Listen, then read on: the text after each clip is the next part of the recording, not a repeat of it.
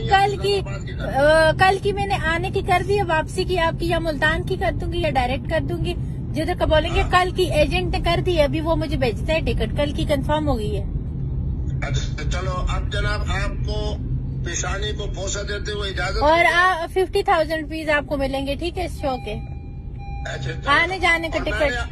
मैंने आपको वो अपना चेक जो है ना, उसका फोटो स्टेट भी भेज दिया है।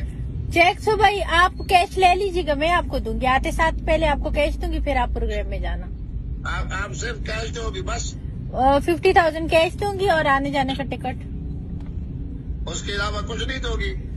उसके अलावा चले मैं एजेंट ने कंफर्म कर दिया, अभी मुझे भेजते हैं ना, तो मैं आपको टिकट सेंड करती हूँ, ठीक है।